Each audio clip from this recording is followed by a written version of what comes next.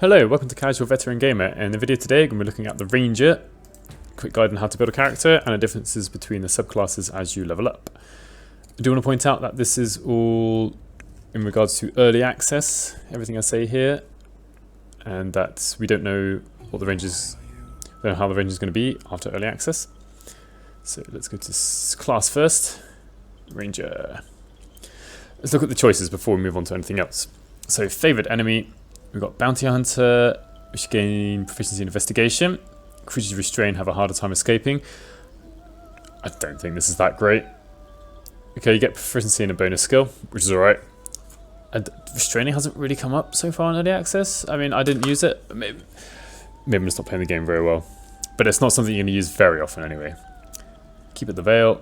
You specialise in hunting creatures from other planes. You gain proficiency Arcana. That's alright. And can cast protection from evil and good. Again, that's okay. It's a free spell, not something a range would normally get, so it's not bad at all. Mage Breaker, gain proficiency in Arcana, fine. And the True Strike cantrip. Don't do that. True Strike is no good. All this really gives you is proficiency in Arcana, which you can get with this one, plus then you get to cast a spell.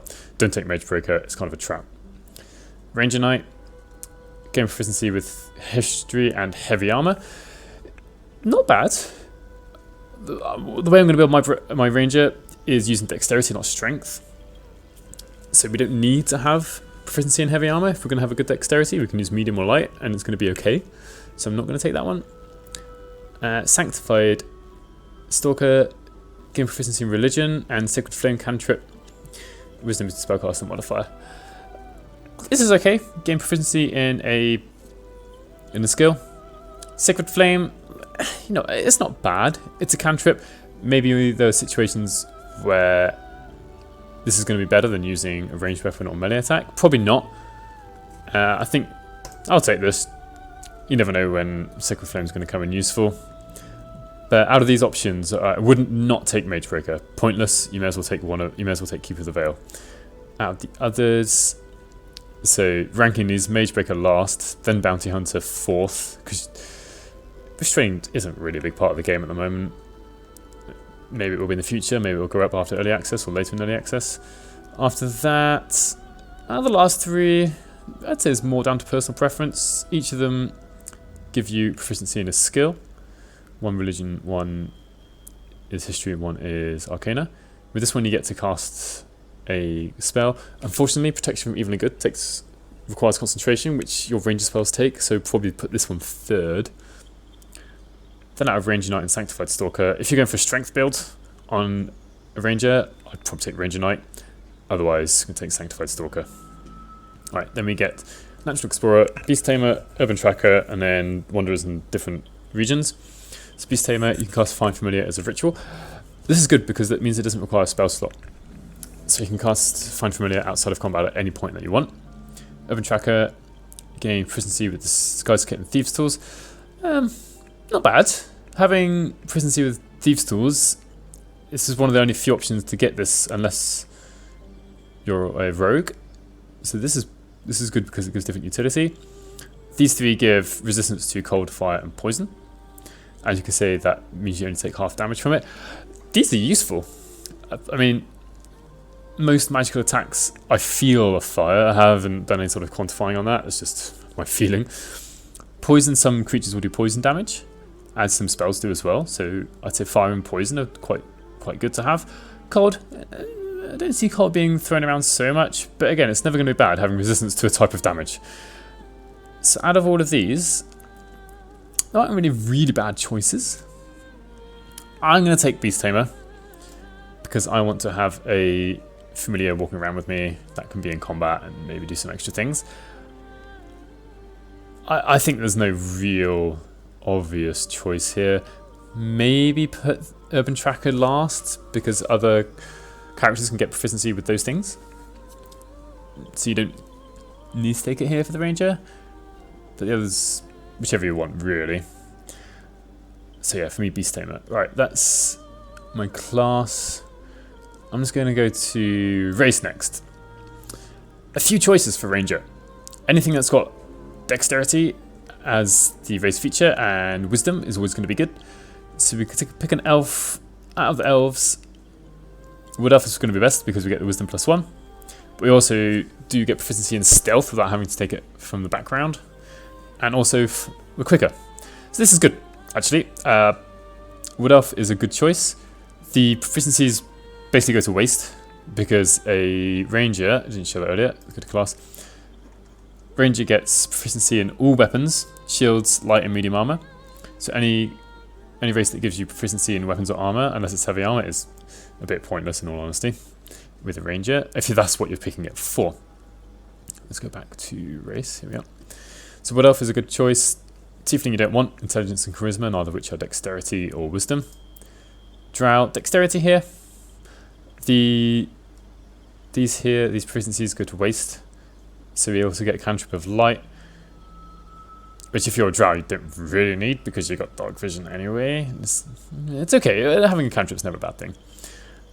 So yeah, let's move on. Human is good because the Ranger is a little bit what we call mad, like multi-ability dependent, or multiple ability dependent, in the fact that dexterity and constitution and wisdom are all quite important. And maybe for different builds, maybe strength is also important if you want to not use your ranged weapons. So having +1 to everything means that your minimum scores are higher, and you've got a few more. You haven't got more ability points, but if, like me, you don't want negative modifiers, to get everything up to all the abilities up to 10 requires fewer points, so you can get more things at slightly higher.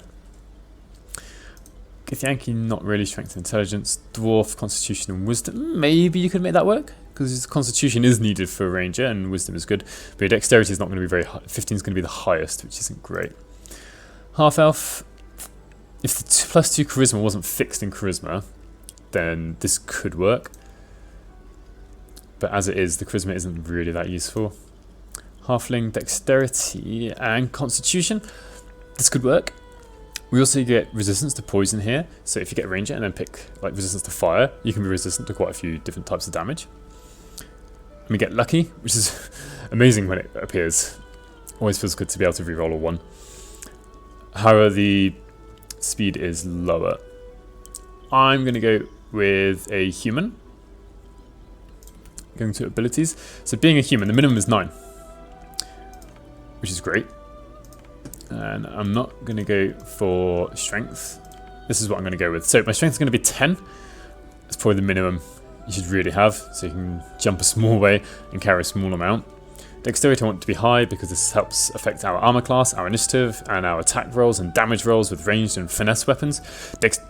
For melee fighter, dexterity is usually a good choice unless you're going for strength. Constitution 14 we don't need this to be the highest, but the minimum you want for constitution is 12. Anything lower, I'd say, is you're not doing a good job. Not a good job. Not going to survive as much as you could. Intelligence we don't need, but I don't want any negatives here. Wisdom we want +3 because this will affect the saving throws of our spells that we use. We don't use this on every spell, but if a spell does come up and you need wisdom, you're going to want it to be as high as possible. And charisma we don't need to have particularly high. Again, I just don't want any negative ability modifiers. Maybe other people wouldn't mind doing this. Right, you give this up to 15, but you don't get any bonus from that right now. And you could put this up to 16, but then your strength and intelligence and charisma at -1. This is what people would call min-maxing, I suppose. I don't like the look of having 3 -1s on my character sheet. I'd rather have a +2 and not any zeros there. Right, this is what I'm going to go with. And because I've forgotten if I said it earlier or not, from your class, if you're going to go Beast Tamer here, at level 3 the subclass, do not go with Beastmaster. Or more like, if you're going to go with Beastmaster, do not pick Beast Tamer. Because you can only have one familiar out at a time, whether it's from Beast Tamer, from 5 familiar, or from the Beastmaster ability. Do not pick both, which I'll show you later in a video. So yeah, that's the quick rundown of, I'd say, the basic build for a ranger. There are obviously different ways of building it. I'm going to go with the human. For the first time in a while, I'm going to change my name to CVG. And then let's just make sure, yeah. Let's pick Deception, Sleight of Hand. What have I got over here? I want perception if possible. Stealth would be good as well. Is it stealth or perception in one go? I can't remember. No, it doesn't look like it. Right, I'm going to stealth and deception because deception comes up a few times in when we're talking to other people, and stealth comes up often enough. Don't have perception. Perhaps it would be good to pick perception, but one of the other characters can get that. Right, okay, this is going to be my character. Why can't I venture forth? Something's wrong. I forgot to show it earlier. I'd put strength up to 11 because when we put 10, 16, 14, 10, 16, 10, we get one more ability point. And strength is going to be the most useful because it allows you to carry a tiny bit more and jump a tiny bit further. Whereas the intelligence and charisma, there's no benefit of having 11 over 10. Whereas for strength, there's a minimal, but a benefit of having 11 over 10. And then we can venture forth. Here I am at the level up screen for level 2 for Ranger. And we can see we actually get a few choices here. So we get some class passives, which are the same as some of the fighting styles for a fighter. Starting off with archery. Again, +2 bonus to attack rolls you make with ranged weapons. This is probably the strongest. Hitting creatures is probably more important than doing high damage. I mean, I'd much rather have a 90% chance to hit a creature with like 2 less damage than hit a creature and do 2 more damage. Because hitting a creature can kill them, it can break concentration, you can have other effects applied depending on what's happening. I really think it's the strongest. So number 1 for me is archery, assuming you're going to be using a ranger with a bow. You don't have to, by any means. But if you are using a bow, archery is the number 1 to get. If you're not using a bow, ignore it. Defense +1 armor class, if you're wearing armor, decent, going to work with every build probably. Definitely worth taking. Dueling, don't take this unless you can take it. Alright, so when you're wielding a melee weapon in one hand, the other hand is empty, you gain +2 damage to damage rolls with that weapon. To use this effectively in the game, I would probably run around with a shield, and when it comes to attack, take the shield off and attack with your melee weapon to get +2 bonus to damage. However, if I was melee, I'd personally prefer defense. To be honest, the order here is what I'd put first, second, third, and fourth for the ranger. Then fourth, 2-weapon fighting style. Don't take that at the moment. It doesn't work. Oh, sorry. You get this bonus even without taking this anyway. And in fact, I think there is a bug with the fighting styles in that you get almost all of them anyway without taking them. But archery, take archery for sure. Let's get a choice of some spells. Some of these spells are ranger specific and unique to the ranger. One being Hunter's Mark. Just take it. It's almost a stereotype. I'd say it's more like an archetype. This is what the ranger uses in Dungeons & Dragons 5th edition to help do damage. So use a bonus action, you cast this, and you mark a creature as your quarry, dealing an extra 1d6 piercing whenever you hit it with a weapon attack. That weapon attack can be melee or ranged, so perfectly fine to use with a bow. The only downside to this really is it requires your concentration. So if the mark is out on the creature and you get hit and lose concentration, then that's it, it's gone. You've got to recast it. You don't get a huge number of spell slots as a ranger. You're half caster as a ranger. You get roughly half the number of spells as a normal full caster would get. So you've got to be careful. So if you're using Hunter's Mark, I'd say it's probably best to stay at range and try and stay away from as many hits as possible. Obviously it's not always possible, you never know when you're going to be hit. Other unique spells are Ensnaring Strike. Specifically says ranged, so you do need to be using a bow. And Hail of Thorns. I'll be showing you these two later. Speak with Animals, Animal Friendship. Maybe Speak with Animals is interesting. Does require concentration, so can interfere with Hunter's Mark or anything else you've got up. And Animal Friendship, I'd probably ignore Animal Friendship completely because quite often you can use animal handling as a skill to help charm, not exactly charm a beast, but to calm a beast down. The others, Cure Wounds, Fog Clouds, sorry. I'll probably leave the healing to the cleric or eating food. Fog Cloud I don't like because it requires concentration. Whereas Jump and Longstrider don't require concentration. Both are useful. These are the sort of spells I would definitely recommend to an Eldritch Knight and Arcane Trickster for the Rogue. You can cast these at the beginning. Oh, sorry, you can cast Longstrider at the beginning of the day. It lasts all day. Jump, you've got to choose which battle you're going to use that in. I'm going to take Ensnaring Strike and show you it here, and I'll take Hail of Thorns at level 3 and show you what Hail of Thorns does later. I have an opportunity here to use Ensnaring Strike. I do want to point out right now, what I said earlier isn't quite right. You do get a melee version of it as well. Just when you choose the spell, it has ranged. So here we are, 95% chance to hit, but there is a chance that it won't ensnare them. So there it is, it's ensnared. Let's look at this condition. Ensnared creatures cannot move and have disadvantage on attack rolls and dexterity saving throws. Attack rolls against the creature have advantage. This is quite powerful, but you can't use it with Hunter's Mark because this also requires concentration. Although the concentration doesn't seem to have appeared down there, but it is there, right? I'm just going to not let her do anything, just show you this. And also Ensnaring Strike does damage. So I'd say if you've got just a single enemy left, or single powerful enemy, Ensnaring Strike is pretty good because it, not only does it do some damage continually, but it gives all of your allies advantage on their attack throws, which is powerful. Anytime you can get advantage, basically you should do it. So Ensnaring Strike is good, but you've got to bear in mind it takes up a spell slot. Once it's used, that's it, you've got to use another spell slot to use it again. So you want to save the times where you use this. Whereas Hunter's Mark, assuming you can keep concentration, you cast it once and you can keep recasting it again later and again once it's run out. I just want to show off Hunter's Mark. So I applied Hunter's Mark in a previous battle, and I don't have to cast the spell again and get this new option, reapply Hunter's Mark. 100%, no chance for it to fail. Now I've got an 85% chance to hit, which is pretty good. Let's see. There we are, 14 damage. That's actually quite high. Let's look at the damage, where it comes from. Oh, I got a 6. Okay, it's only as high as it possibly could be. I got a 6 on 1d6, and then +3 from my dexterity, and then an extra 5 from the Hunter's Mark damage. Total of 14. Yeah, I can't actually get much higher, it can only be 15 maximum, so it's quite a good roll actually.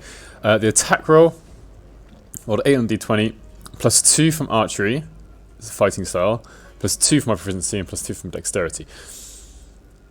Getting that +2 from archery is really, really powerful, I think, because it would have been 75% otherwise, which, okay, doesn't seem like much, but between 75 and 85%, the amount that I'm missing decreases by quite a lot. Like the difference between 85 and 95% is massive. So 85% chance you're missing 3 out of 20 times, and 95% chance to hit you're missing only 1 out of 20. So actually missing far less. So yeah, the +2 extra to hit is really powerful. I've got myself into a situation where I can attack an enemy with my main hand and offhand attack, both with short sword, and the enemy has Hunter's Mark. I've also got advantage on the attack because of an invoked duplicity just behind here, which has come from the cleric.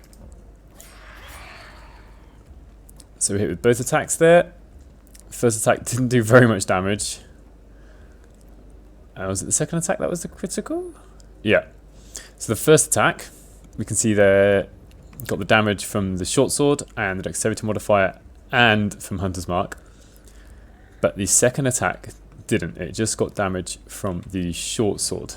Rolled 3 on 2d6. And +3 from the dexterity modifier. Just going to remind you that the fighting styles are kind of broken at the moment, and it seems like every single fighting style is equipped to the ones that work. I know Great Weapon Fighting doesn't work, because normally you wouldn't get +3 damage to the offhand attack. But yeah, I just thought I'd show you what happens if you've got Hunter's Mark and hit with main hand and offhand attack. At level 3, we've got a choice of what subclass we want to choose, Hunter or Beastmaster. I'm going to start with the Hunter and then move on to Beastmaster. So with Hunter, we get 3 options within this subclass. So the Hunter's Pro are the Colossus Slayer, Giant Killer, or Horde Breaker. So starting at Colossus Slayer, once per turn, your weapon attack deals an extra 1d8 damage if the target is below its hit point maximum. This is good, because almost every time you hit, you should probably be targeting something that isn't at maximum hit points. Obviously at some point, especially if you're first to go, this isn't going to get used. But most of the time, you are going to be targeting something below its maximum hit points, so you're going to be doing an extra 1d8, and that can be on top of Hunter's Mark, so you could do quite a lot of damage to a single target.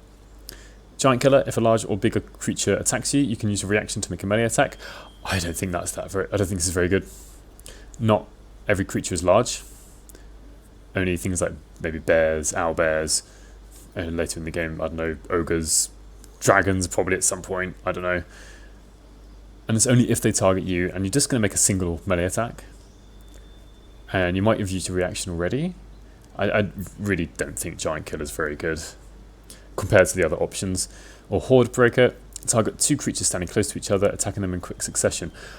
This could be really good. It says standing close to each other, it doesn't show you exactly what distance they're going to have to be able to hit each other. So I'll show you that later.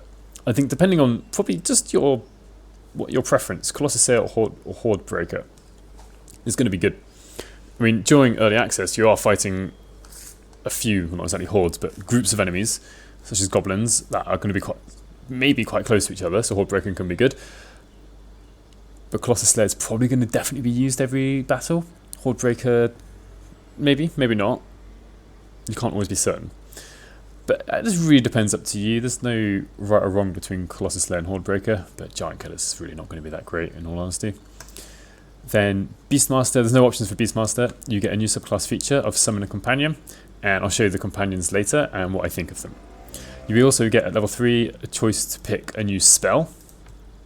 I'm going to pick Hail of Thorns, because this is a spell that only rangers can get, at least at this stage of the game. And so it's unique. And if it's unique, there's no other way of getting it. We'll have a look at it. So next up, I'll be showing you the 2 different type of hunter's prey choice, Colossus Slayer and Horde Breaker. I'm not going to show you Giant Killer. It could be ages before I actually see that happen. And also show you the different beasts and what I think of the beasts. This person is already damaged. I've also got Hunter's Mark. So let's see.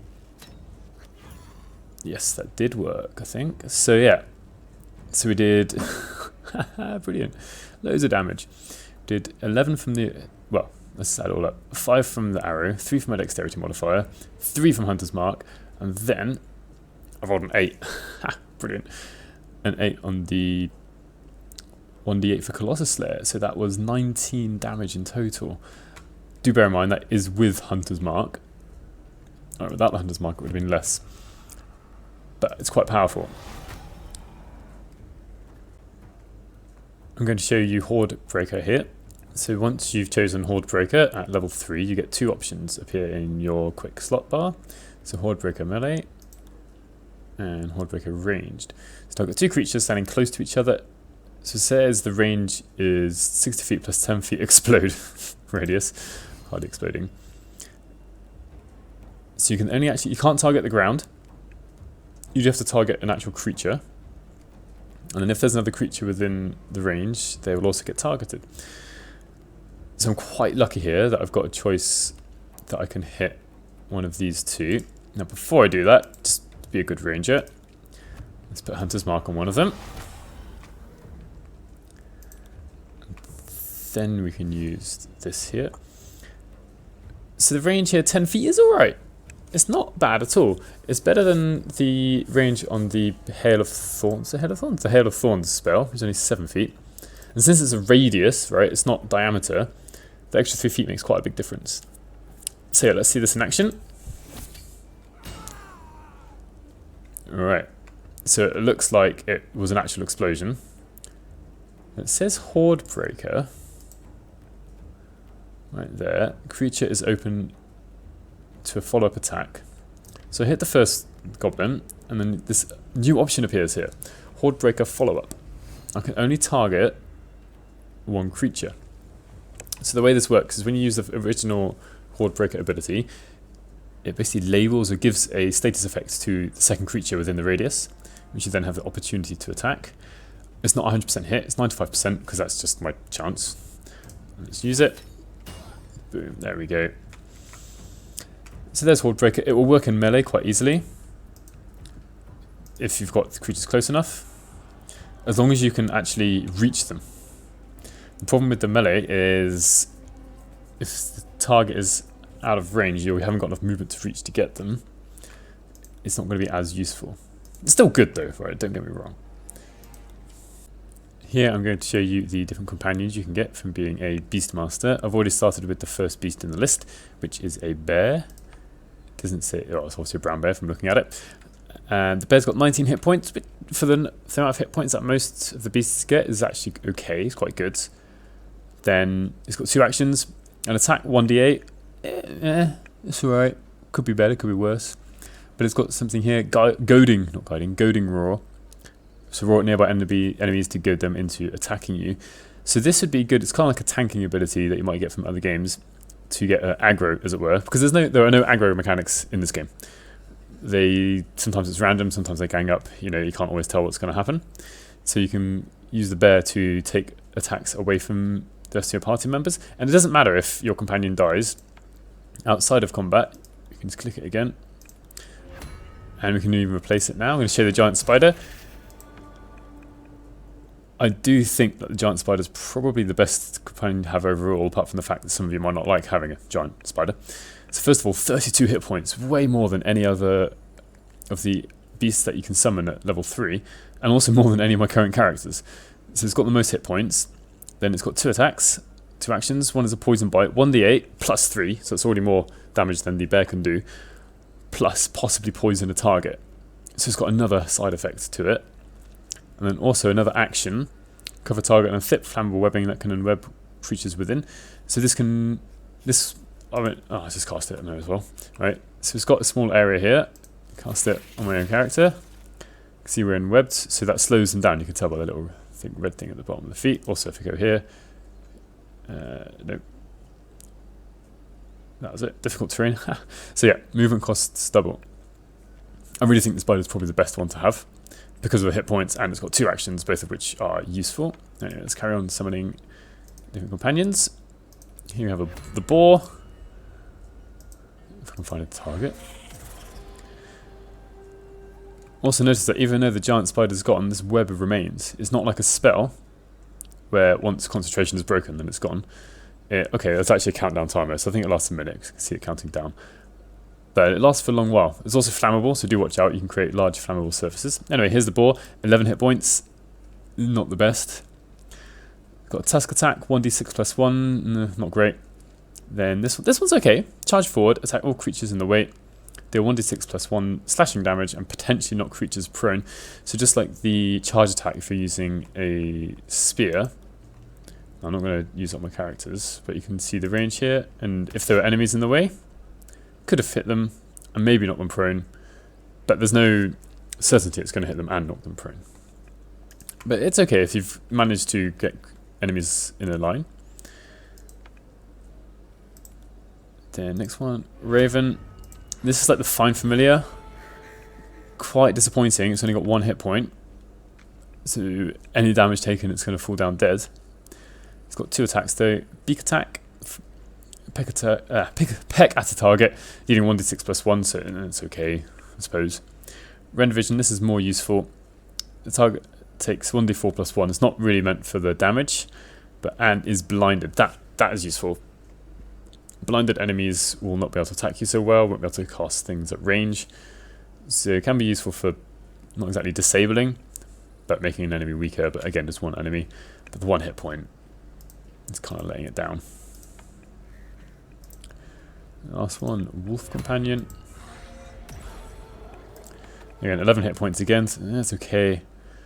2d4 damage, not great. It's again okay, and possibly knocks the target prone. That's useful.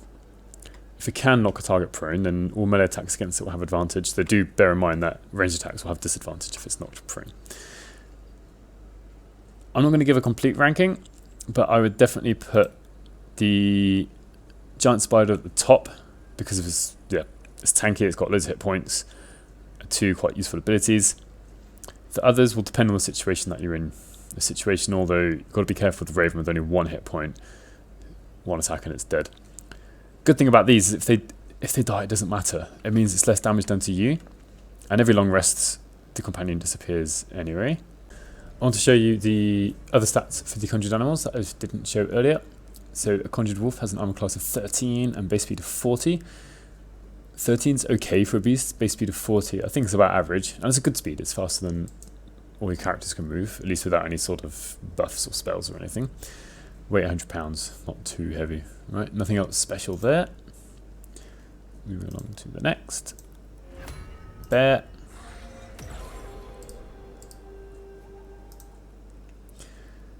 Armor class 11. It's actually really quite low. Base speed 40, same as the wolf. Size large, weight £5,000. Is really quite heavy, but oh well, it is a bear.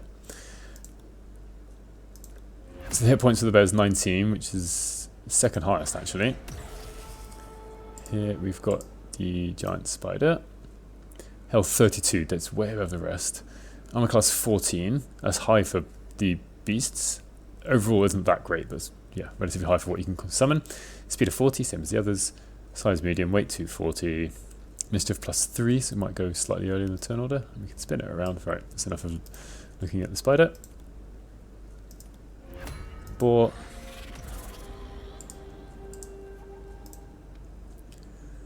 Armor class 11, pretty low. Health 11, not high.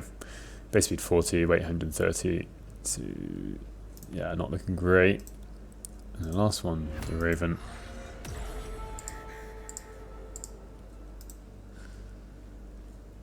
Armor class 12, not amazing. Health 1, the worst. Base speed 40, same as the rest. Size tiny, weight 2. It's going to get pushed around if someone wants to push it around.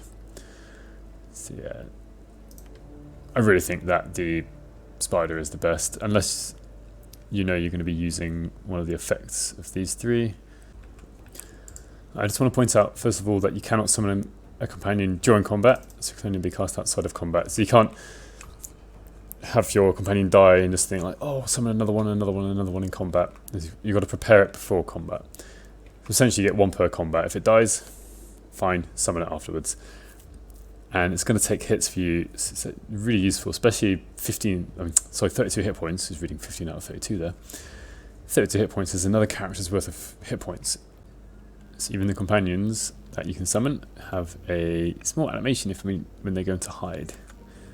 Trying to be a little bit smaller. Obviously, still a giant spider walking around though. A giant spider has just attacked this warg and managed to inflict the poisoned debuff. And this is what it does. The target suffers disadvantage on attack rolls and ability checks just for one turn. It's actually, if it procs, it's good, especially if you can get it on something that's going to hit you quite hard. Disadvantage on attack throws is quite a powerful debuff. Also want to show you this spell, Hail of Thorns. This is obviously not how you'd normally use it. First thing I want to point out, it uses an action, a spell slot, and a bonus action. So this is the only thing you're going to be doing this turn, unless you've got a potion of speed, which I've got here. I'm not going to use it though. So what does it do? Shoot a volley of thorns. They deal 1d6 plus 3 piercing damage and explode, dealing an additional 1d10 to the target and surrounding creatures. Now I'm going to be hurting my giant spider companion just to show you this. Also, here it says plus 7 foot explode radius. That's fine, 7, but what does it look like? This is how big the circle is. Not actually very big. Basically anything that's in melee range, it will hit, but not really anything else outside it. So let's see this work from up here. This 55% doesn't come from my dexterity, but will come from my wisdom bonus, which is why I put wisdom up to 16 at the beginning of the game when I made this character. So let's see it. Alright. Let's look at that. Killed the warg, almost killed my spider. Let's have a look at the damage first of all. So the saving throw is 13, which is 8, plus my proficiency bonus, which is plus 2, plus my wisdom modifier, which is plus 3. And the warg's armor class is 13. Right, so the attack roll hit. It was a critical hit, amazing. So did lots of damage at the beginning. 2d6 plus 9, 9 damage. Then was also hit for extra damage from the secondary effect. So it actually rolled 2d10 instead of just d10, which is 11 in total. Then also hit my spider for the 1d10 damage. So this is good because it can affect one target twice 2 lots of damage and anything else around it. So if you do have a small group of enemies together, this is a pretty powerful spell. But you've got to bear in mind, it uses up action, bonus action, and a spell slot, and a ranger only gets 3 spell slots, which isn't a lot. So you've got to make sure I think it's quite good. No other class will be able to get the spell, so it's definitely useful taking it on the ranger. It's probably the only way that the ranger can do effective AoE damage. Obviously they can throw something like Alchemist's Fire to do a bit of damage, but this is a significant amount of damage. When you get to level 4, you always get the option of an ability score improvement, and you can see that's actually my fights in the background. I'm going to talk about what I would choose for the ranger using this screen. I'd almost certainly go for an ability improvement up to dexterity +2, so that's dexterity can get up to 18, so you get +1 to hit, +1 damage with ranged weapons. Sorry, +1 to hit with finesse weapons, +1 damage with finesse and ranged weapons. You get +1 armor class if you're using a light armor, +1 to initiative. So dexterity affects quite a lot of things. But other decent choices for a ranger. Athlete, I'd only take this if you pick strength or dexterity, mainly dexterity an odd number to put it up to even, otherwise I wouldn't take this. Defensive duelist, maybe. There's another use for reaction. Dual wielder, this is okay actually. So gain +1 bonus to armor class while wielding a melee weapon in each hand, and you can use 2 of them fighting even if your weapons aren't light. So you can switch this to 2 finesse weapons that do 1d8 damage each, and that would be quite decent. So dual wielder is not a bad choice. Great Weapon Master, probably not, because I'm not likely to be using Great Weapon that much. Heavily armoured, probably not. If I wanted heavily armoured or wanted heavy armour as proficiency, I would just pick that level 1. Don't need lightly armoured. Magic Initiate Cleric, not such a bad choice. Get 2 cantrips from the Cleric spell list. Guidance would be the obvious one. Maybe Sacred Flame if you haven't already chosen it at level 1. Because they use a Wisdom modifier, and as a ranger, your spells use a Wisdom modifier already. And for level 1 spell, what would I pick? Maybe just Healing Word. Just that time when you need that someone brought up if they've been downed in the combat. Warlock and Wizards aren't going to be as good because your spellcasting modifiers aren't going to be great. But Wizard wouldn't be a bad choice because you could give yourself Mage Armor even, and your bonus from Dexterity would actually make your armor class 17, which is not bad at all. And you can cast at the beginning of the day and that's it, it's done. Other good options would be Jump or Longstrider. For the cantrips, there won't be that many good options. Maybe give yourself Light. You don't want an attacking cantrip because your spellcasting modifier is going to be low. So Wizard could work. Martial Adept, that could be okay because you can use most of these maneuvers with a ranged weapon anyway, so that's okay. Mobile, this is alright as well because you can run in, hit, and get back out. Things that as ranger, you get quite a lot of hit points. Your armor class can be quite high, so you don't necessarily need to be mobile. So maybe I wouldn't take this. You're already proficient with medium armor and shields. There's no point taking that.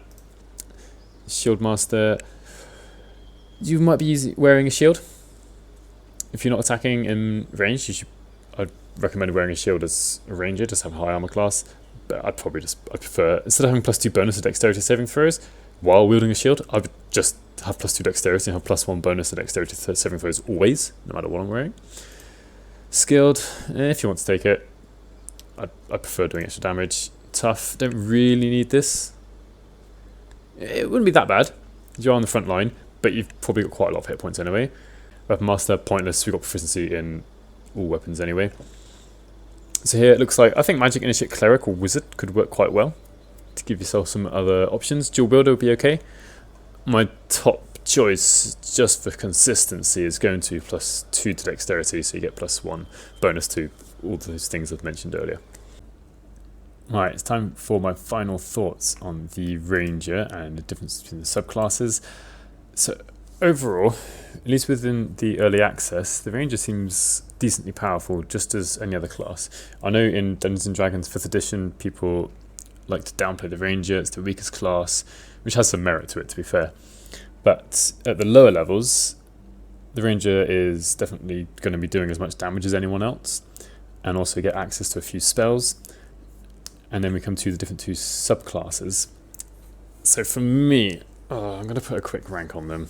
Well, first of all, I don't think either of the subclasses is particularly weak that you should avoid. Now, I think the Beastmaster, in particular with the use of the giant spider, is probably going to come out on top, because that spider has so many hit points, has a little bit of battlefield control, and can damage people and cause a status effect, all like not all in one go, but it's got all these possibilities. And it's going to soak up damage. It's like having almost like having a fifth character. And considering you're limited to 4 characters normally, having a fifth is, or not exactly a fifth, but almost the equivalent of a fifth, is powerful. Your other characters are going to survive for longer. You're going to be doing more damage and controlling the battlefield more. However, saying that, if you don't have your spider ready, then the Beastmaster is not so great. That you really need to have your spider or any familiar out ready at all times, because otherwise you've lost the use of your subclass. Like, you're going to be doing less damage than what you could do. Now, coming to the Hunter. For the Hunter subclass, and the 3 choices that you get to make within that subclass of Giant Killer, Hordebreaker, and Colossus Slayer, I'm going to put them in a rank. I think I've got a rank fairly well done here. So Giant Killer at the bottom, ditch it. It's pretty much garbage. You're not going to be facing a huge amount of large enemies. You will, but not loads. And they're not even necessarily going to target your ranger anyway. And if your ranger, it depends on your style of ranger, especially if you're using one with a bow. It's just, you're hardly ever going to use it. It's a waste of a choice. In second, I personally would put Hordebreaker, because you're not always going to be able to use this. I'm not saying Hordebreaker is good. I like it. So you're not always going to be able to use it. And generally, when you're attacking enemies, you kind of want to focus on a single one, which is why I'm going to put the Colossus Slayer at the top. Because with Colossus Slayer, you get to put all your damage into one creature, which means you're more likely to kill a creature in that turn. Also, when you're down to the last couple of creatures, and if they're not close to each other, you're not able to use Hordebreaker. Whereas if you've got a tough enemy, then Colossus Slayer is going to be doing extra damage each time you hit. But I mean, between Hordebreaker and Colossus Slayer, I think it's really down to personal preference. I just think Colossus Slayer is a little bit better. Plus, I like seeing all the damage add up in one go on a single creature. That's just me personally. But definitely avoid taking Giant Killer. Another thing to avoid is True Strike in any way, shape or form for this character. Don't do it. Another thing to just be aware of, at level 1 you get the choice to get the Find Familiar spell to cast as a ritual, so outside of combat. Don't take that if you're going to be a Beastmaster, because you can't have Familiar out and a Beast. You're not going to get like 2 extra companions with you, you can only have 1, so pick one or the other. But otherwise, yeah, I think that's it for the Ranger. One final thought is I really like it because none of the NPCs in Early Access are Rangers. So the only way to play or have a Ranger in your party is to play as one yourself. Whereas the other classes, there's at least one person, one NPC who is that other class. So for me, Ranger's kind of my favourite class to pick for Baldur's Gate 3, I think, as the player character. Mostly because it's the only way to get it. Whereas if you want to play another class, you're going to be duplicating one of the classes. Which, yeah, I mean, they've all got the different subclasses, so it's not the end of the world. And your character's going to be built differently to the NPCs. So yeah, but yeah. So if you have enjoyed the video or found out anything useful, please leave a like. Subscription would be appreciated. And leave a comment if I've missed anything out or any thoughts on any of the rankings I've given during the video. And see you in the next one. So what I'm hoping to show you here is what happens when you hit an enemy with both your main hand attack and offhand weapon attack. Of course, I miss.